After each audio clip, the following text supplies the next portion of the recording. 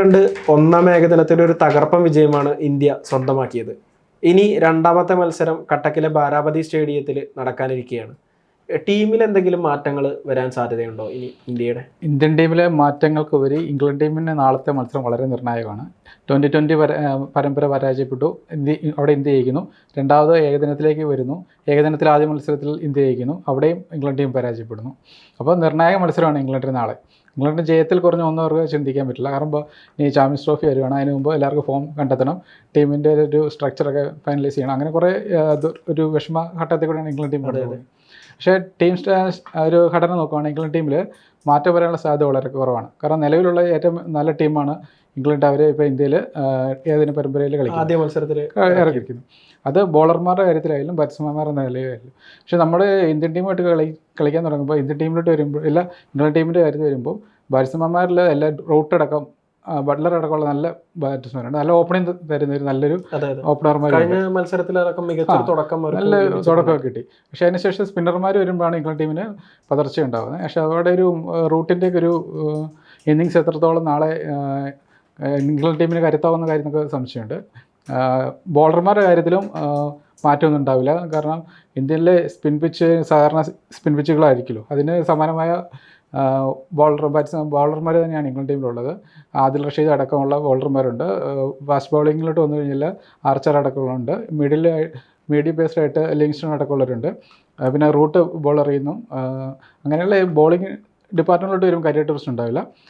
Batting തന്നെയായിരിക്കും അവർക്ക് പ്രശ്നം. ആദ്യം ബാറ്റ് ചെയ്യാൻ അവസരം കിട്ടിയ വലിയൊരു ഇന്നിങ്സ് കെട്ടിപ്പടുക്കുക മാത്രമാണ് അവരുടെ മുമ്പുള്ള വഴി. തീർച്ചയായും. ഇപ്പോൾ നാളത്തെ കാര്യം പറയുകയാണെങ്കിൽ ഇപ്പോൾ ഇന്ത്യയുടെ സാധ്യതകളും കൂടി പറയുകയാണെങ്കിൽ വിരാട് കോഹ്ലിയുടെ ഒരു തിരിച്ചുവരവ് ഉണ്ടാവാൻ സാധ്യതയുണ്ടോ? അത് ഒരു വലിയൊരു ആശയക്കുഴപ്പമായിട്ട് നിൽക്കുന്നുണ്ട്. ഇപ്പോൾ കഴിഞ്ഞ മത്സരത്തിലാണെങ്കിൽ നമ്മൾ പ്രതീക്ഷിച്ചത് യശസ്വി ജയ്സ്വാൾ കളിക്കില്ല എന്നുള്ളതായിരുന്നു. പക്ഷേ യഥാർത്ഥത്തിൽ ശ്രേയസ് അയ്യരായിരുന്നു ടീമിന് പുറത്തുണ്ടായിരുന്നത്. വിരാട് കോഹ്ലിക്ക് അപ്രതീക്ഷിതമായി പെട്ടെന്ന് പരിക്കേറ്റതിനാൽ ശ്രേയസ് അയ്യരെ കളിപ്പിച്ചു എന്ന തരത്തിലൊരു ചർച്ചകൾ, അത് ശ്രേയസ് അയ്യർ തന്നെ അങ്ങനെ ഒരു വെളിപ്പെടുത്തൽ നടത്തി. കാരണം ഞാൻ സിനിമ കണ്ടുകൊണ്ടിരിക്കുന്ന സമയത്താണ് രോഹിത് വിളിച്ചിട്ട് കളിക്കണമെന്ന് പറഞ്ഞത് എന്ന്. പക്ഷേ ശ്രേയസ് അയ്യർ മികച്ച ഫോമിലുള്ള ഒരു താരമാണ് ഏകദിനത്തിൽ. അത് മാത്രമല്ല നല്ലൊരു പെർഫോമൻസ് കാഴ്ചവെക്കുകയും ചെയ്തു. ഇപ്പോൾ ഇന്ത്യയുടെ വൈസ് ക്യാപ്റ്റൻ ഗില്ലിന്റെ അടുത്ത് നിന്ന് കിട്ടുന്ന ഒരു സൂചന അനുസരിച്ചിട്ട് വിരാട് കോഹ്ലി ഒരു പക്ഷേ തിരിച്ചു വരാനുള്ള സാധ്യതയുണ്ട്. അപ്പോൾ കോഹ്ലി തിരിച്ചു വരുന്ന സമയത്ത് ശ്രേയസ് അയ്യരെ പുറത്തിരുത്തണോ അതോ യശസ്വി ജയ്സ്വാളിനെ പുറത്തിരുത്തണോ എന്നൊരു കൺഫ്യൂഷൻ, അല്ലെങ്കിൽ കൺഫ്യൂഷൻ മീൻസ് ആ ഒരു അർത്ഥത്തിൽ ശ്രേയസ് അയ്യറിനെയാണ് പുറത്തിരുത്താൻ നേരത്തെ തീരുമാനിച്ചിരുന്നത് എന്ന കാര്യം പരിഗണിക്കുമ്പോൾ ഇപ്പോഴത്തെ ഒരു സാഹചര്യത്തിൽ ശ്രേയസ് അയ്യരെ പുറത്തിരുത്തി കഴിഞ്ഞാൽ അതൊരു വേറൊരു തരത്തിലുള്ള ചർച്ചകളിലേക്ക് പോകാനുള്ള സാധ്യതയുണ്ട്. അപ്പോൾ അത് എന്തൊക്കെയായിരിക്കും ആ ഒരു തരത്തിലുള്ള സാധ്യതകൾ? അതായത് കോഹ്ലി തിരിച്ചു വരുന്ന സമയത്ത് ശ്രേയസ് അയ്യരാണോ അതോ ഫോമിലില്ലാത്ത യശസ്വി ജയ്സ്വാളിനെ പുറത്തിരുത്താനാണോ സാധ്യത? കോഹ്ലിയുടെ തിരിച്ചുവരവ് എല്ലാവരും ആഗ്രഹിക്കുന്ന ഒരു കാര്യമാണ്. കാരണം കോഹ്ലിയെ പോലെ ഇന്ത്യൻ ടീമിൻ്റെ ഒരു 1ാം നമ്പർ ബാറ്റ്സ്മാൻ എന്നൊക്കെ പറയപ്പെടുന്ന ഒരു താരത്തെ നല്ലൊരു അതിശക്തമായിട്ട് തിരിച്ചു വരിക. പക്ഷേ രഞ്ജിയിൽ വന്നപ്പോൾ പോലും പരാജയപ്പെട്ട് നിൽക്കുന്നൊരവസ്ഥയാണ്. ഏകദിനത്തിലോട്ട് വരുമ്പോൾ അദ്ദേഹത്തിന് ഫോം തെളിയിക്കേണ്ട അവസ്ഥയുണ്ട്. അപ്പോൾ നാളത്തെ മത്സരത്തിൽ ജയ്സ്വാൾ ആയിരിക്കും പുറത്തു പോവുക. കാരണം എന്ന് വെച്ച് കഴിഞ്ഞാൽ ശ്രേയസിന് കഴിഞ്ഞ കളിയിൽ ബാറ്റിംഗ് പ്രകടനം വെച്ച് നോക്കി കഴിഞ്ഞാൽ ഭയങ്കര ഉപയോഗപ്പെടുത്തിയ ഒരു അവസരം മുതൽ അല്ലെങ്കിൽ അറ്റാക്കിംഗ് മോഡിൽ ബാറ്റ് ചെയ്തു. ഇന്ത്യൻ ടീമിൻ്റെ മത്സരത്തെ തുടർച്ചയായി 2 വിക്കറ്റ് പോയ ഘട്ടത്തിൽ വന്നിട്ട് നല്ല ഷോട്ട്, ആർച്ചറിനെതിരെ 6 അടക്കം കളിച്ചിട്ട് 2 സിക്സുകൾ തുടർച്ചയായി മത്സരം ഗെയിം ചേഞ്ചർ ആയിട്ടായിരുന്നു ആ ഇന്നിങ്സിൻ്റെ തുടക്കത്തിൽ.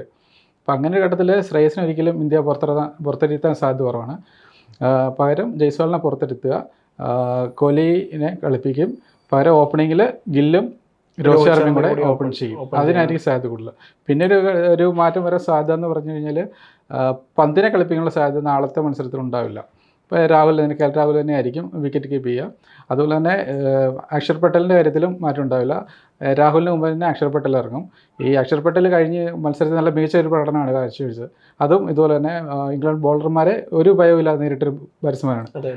അപ്പോൾ അക്ഷർ പട്ടേൽ നാളത്തെ മത്സരത്തിൽ കളിക്കാൻ സാധ്യത കൂടുതലാണ്. അക്ഷർ പട്ടേൽ കളിക്കുമ്പോൾ ഇടങ്കൈ ബാറ്റ്സ്മാനാണ്. മധ്യനിരയിൽ ഇടങ്കൈ ബാറ്റ്സ്മാൻ വരുമ്പോഴത്തേക്കും പന്തിൻ്റെ ആവശ്യം അവിടെ ഉണ്ടാവുന്നില്ല. അപ്പോൾ അക്ഷർ പട്ടേൽ കളിക്കും. അപ്പോൾ പന്ത് നാളെ കഴിഞ്ഞ മത്സരത്തിൽ നല്ലൊരു പ്രകടനം കാഴ്ചവെക്കുകയും ചെയ്തു.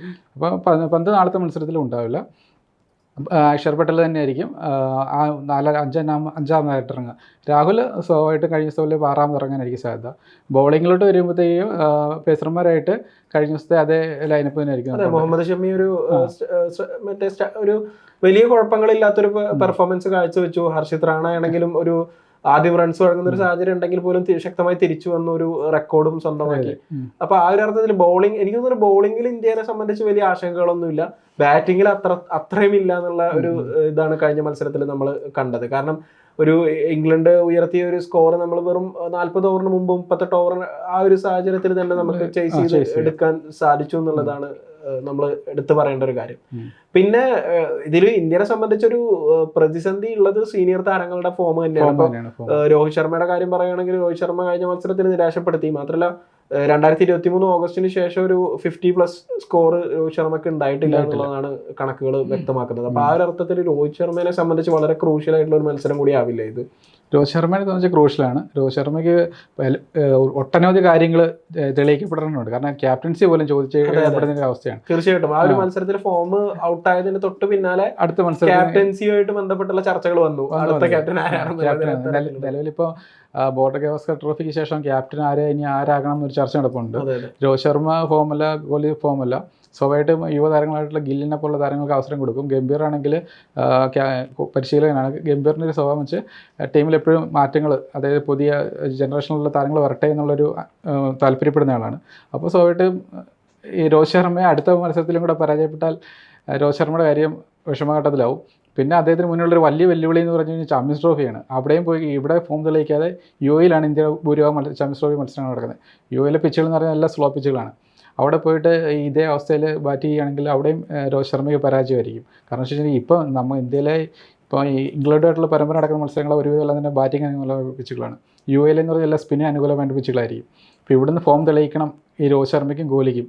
എന്നിട്ട് വേണം അവിടെ ചെന്നിട്ട് പ്രൂവ് ചെയ്യിക്കാനുണ്ട് യുഎയിൽ ചെന്നിട്ട് ചാൻസ്. തീർച്ചയായിട്ടും. ഇപ്പൊ കോഹ്ലിയുടെ കാര്യം പറയുകയാണെങ്കിൽ കോഹ്ലിനെ സംബന്ധിച്ചൊരു ഫോം അല്ല എന്നുള്ളത് ഒരു യാഥാർത്ഥ്യമാണ്. പക്ഷെ കോഹ്ലിനെ കാത്തിരിക്കുന്നത് ഒരു വലിയ മൈൽ സ്റ്റോൺ ആണ്. സച്ചിൻ ടെണ്ടുൽക്കറിനും അതുപോലെ കുമാർ സംഗക്കാരയ്ക്കും ശേഷം 14,000 റൺസ് നേടുന്ന ഒരു താരമായിട്ട് മാറാനുള്ള ഒരു അവസരം കോഹ്ലിക്കുണ്ട്. 94 റൺസാണ് കോഹ്ലി അതിന് സ്കോർ ചെയ്യേണ്ടത്. ഇനി മാത്രമല്ല അത് അടുത്ത മത്സരത്തിലോ അല്ലെങ്കിൽ തൊട്ടടുത്ത മത്സരത്തിൽ ആ ഒരു മൈൽ സ്റ്റോൺ അച്ചീവ് ചെയ്യുകയാണെങ്കിൽ ഏറ്റവും വേഗത്തിൽ 14,000 റൺസ് എത്തുക എന്നുള്ള ഒരു റെക്കോർഡും കോഹ്ലിനെ കാത്തിരിക്കുന്നുണ്ട്. അത് ആരാധകര് പ്രതീക്ഷിക്കുന്നില്ലേ ആ ഒരു അർത്ഥത്തിൽ കോഹ്ലിയുടെ ഒരു തിരിച്ചുവരവ്? കോഹ്ലിയുടെ രോഹിത് ശർമ്മയുടെ ഒക്കെ തിരിച്ചുവരവൊക്കെ വർഷങ്ങൾക്ക് ഒരു മറ്റേ ബോർഡർ ഗവാസ്കർ ട്രോഫിയിൽ ഒരു 1.5 വർഷത്തിന് ശേഷം ഉണ്ടായിട്ടാണ് കോഹ്ലി സെഞ്ചുറി അടിക്കുന്നത്. ആ പെർത്തിലാണ് സെഞ്ചുറി അടിക്കുന്നത്. ആ സെഞ്ചുറി പോലും ഭയങ്കരമായിട്ട് ആഘോഷിക്കപ്പെട്ടു. കോഹ്ലിയുടെ രാജാവിൻ്റെ തിരിച്ചുവരവ്, കിങ്ങിൻ്റെ തിരിച്ചുവരവ് എന്ന് പറഞ്ഞാൽ ആഘോഷിക്കപ്പെട്ടു. പക്ഷെ നമ്മൾ പറഞ്ഞ കണക്ക് പരിശോധിച്ച് നോക്കുമ്പോൾ 16 മാസമോ 17 മാസത്തിന് ശേഷമാണ് അദ്ദേഹം സെഞ്ചുറി അടിക്കുന്നത്. അത്ര ഗ്യാപ്പിന് ശേഷമാണ്. ഇപ്പം നാളെ ഒരു സെഞ്ചുറി അടിച്ചാൽ അല്ലെങ്കിൽ നല്ലൊരു ഇന്നിങ്സ് കളിച്ചാൽ പോലും കോഹ്ലി ഫോമിലേക്ക് മടങ്ങിയെത്തിയെന്ന് പറയാൻ പറ്റും.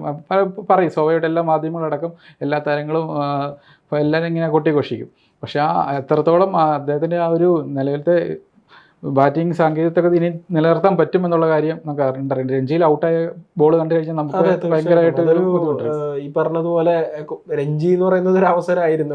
രോഹിത് ആണെങ്കിലും കോഹ്ലി ആണെങ്കിലും രഞ്ജിയിലും നിരാശപ്പെടുത്തുന്ന ഒരു സാഹചര്യമാണ് ഉണ്ടായത്. പിന്നെ തീർച്ചയായിട്ടും ഇംഗ്ലണ്ടിനെ സംബന്ധിച്ചൊരു മസ്റ്റ് വിൻ സിറ്റുവേഷൻ ആണ്. T20 പരമ്പരയിൽ ഒരു വലിയ രീതിയിൽ വലിയൊരു മാർജിനിൽ പരാജയപ്പെട്ടു.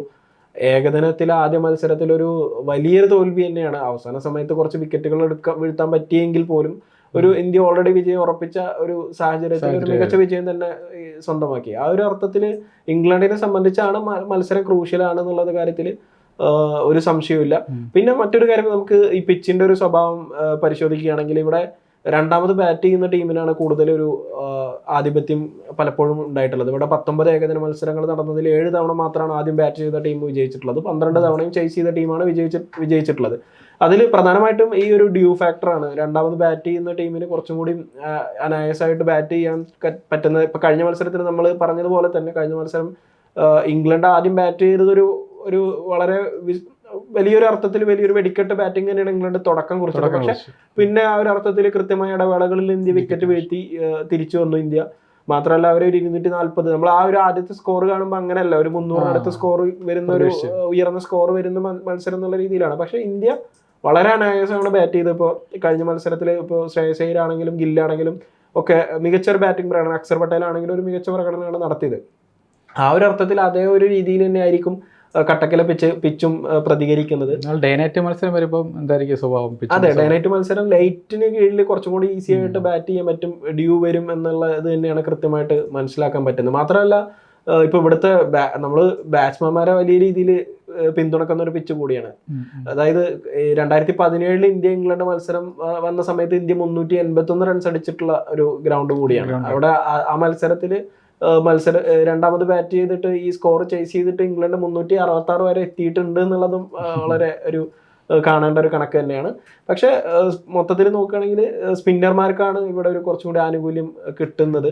ആ ഒരു അർത്ഥത്തിൽ ഒരു മികച്ച ബാറ്റിംഗ് വിരുന്ന് തന്നെ ആയിരിക്കും ക്രിക്കറ്റ് ആരാധകർക്ക് കാണാൻ കഴിയുക എന്നുള്ള കാര്യത്തിൽ സംശയമൊന്നുമില്ല. ഒരു മികച്ച മത്സരം തന്നെ കാണാൻ കഴിയട്ടെ. ഇന്ത്യക്ക് പരമ്പര കിട്ടാനുള്ള, അതായത് ഈ ഒരു മത്സരം വിജയിച്ചു കഴിഞ്ഞാൽ പരമ്പര നേടി എന്നുള്ള ഒരു ഇതുണ്ട്. അപ്പോൾ ചാമ്പ്യൻസ് ട്രോഫി പോലെ ഒരു വലിയ മത്സരം നിൽക്കുന്ന സമയത്ത് തീർച്ചയായിട്ടും അതിന് ഒരു ആത്മവിശ്വാസം വീണ്ടെടുക്കാനും ആ ഒരു ആത്മവിശ്വാസത്തോട് കൂടിയിട്ട് UAE ചാമ്പ്യൻസ് ട്രോഫിക്ക് വേണ്ടി പോകാനും പറ്റുന്ന ഒരു സാഹചര്യം കൂടി ഇന്ത്യക്ക് ഉണ്ടാവും.